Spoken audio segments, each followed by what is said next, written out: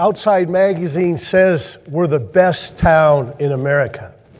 Maybe some of you saw that. We were featured on the cover of one of their issues. And you know they're right. We are the best town in America. I know that. I think everyone in this room knows that, including my fellow mayors, because when they talked about the best town, I'm sure they didn't only mean the city of Boise. But you know what's a little less well known is the part that your local elected officials played in convincing the editors of Outside Magazine that we really are the multi-sport mecca. So this morning, for the first time, I'd like to tell you the story behind the story in pictures. You know, we're known as a destination for winter recreation for really just one reason, that Bogus Basin is less than an hour away.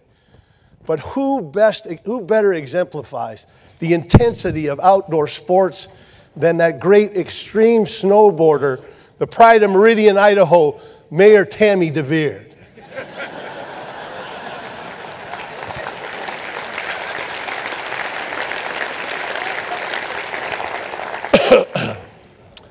But you know, during the winter months, we turn to different types of aerials, hang gliding and parasailing.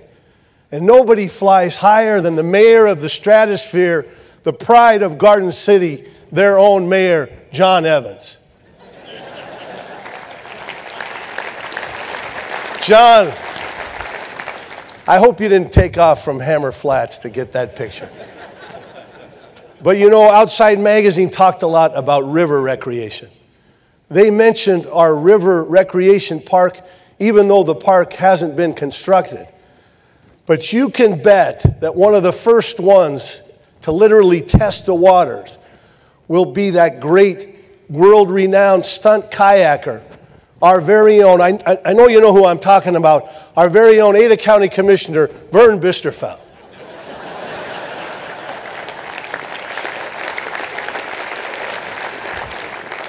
But Outside didn't just talk about outdoor recreation. They referred to our innovative economy, our housing market, but most of all, our cultural activities, the Shakespeare Festival, the ballet, the Philharmonic, and the opera, and more recently, the Trey McIntyre Project. And you know, I'd like to think that I contributed to our success in this area in my own small way.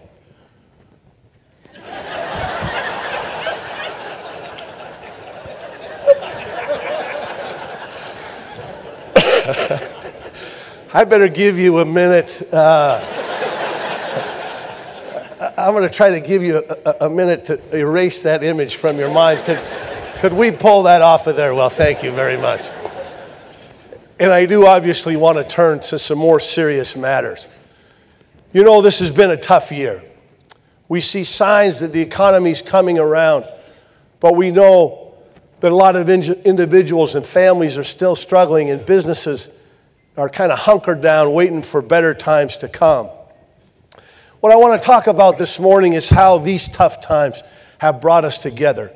And they brought us success even in these tough times because we work together as a team.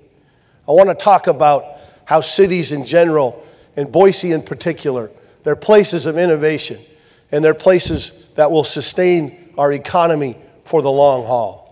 And finally, I want to talk about some great things that are just around the corner. You know, we haven't waited for economic development to come to us. Our economic development people in the city, our Planning and Development Services Department, all the departments across the city together with our partner agencies at all levels have gone out and worked on all of our behalf. I want to talk about some of those successes, but as was indicated, the Boise Valley Economic Partnership is an important team member. I want to recognize the new executive director, Mr. Clark Krause. I think Clark is here this morning. Clark, could you stand up? Please recognize Clark. You know, the city of Boise has recommitted our financial support to BVIP, and I'd encourage every one of you to do the same. With Clark's expertise and all our concerted efforts, we will attract the kind of businesses that are a good fit for Boise and our whole valley. But one of our great partners is always Boise State University. I want to commend Dr. Custra on all the connections he's made between the university and the city. And over the last year, one of the great ones is Boise State Small Business Development Center worked with us on what we call the greenhouse. We took an underutilized city facility right across from City Hall, and we were able to house what we call a greenhouse, which is an incubator for emerging companies, especially those with sustainable energy technologies. I'm happy to say that 7 new businesses are located in the greenhouse, and we expect over the coming year, at least one of those businesses will graduate and be out on their own.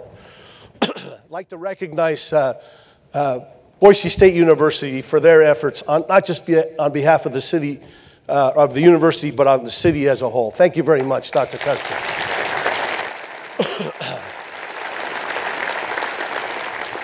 And you know, another great partnership has developed, because if you want to learn about business, you have to get out to where business happens.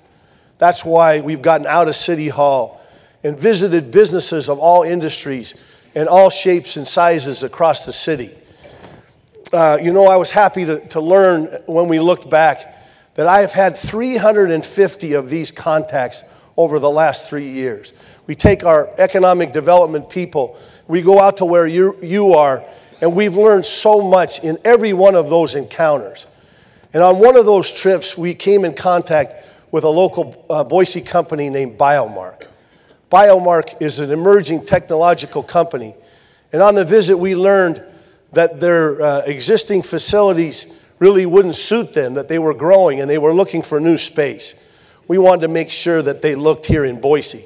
And we were able to connect them with an underutilized facility, a city-owned facility, the old Shaver's Warehouse that's located on 9th and River Streets. Biomark has agreed to renovate this facility in exchange for a long-term lease. We're so proud of that partnership and know that it'll serve, these kinds of things will serve us well in the future. And I want to recognize Dean Park, Biomark's president, and the developer of this project, Mr. Mike Ferry. If you'd stand up and be recognized, welcome them on their efforts.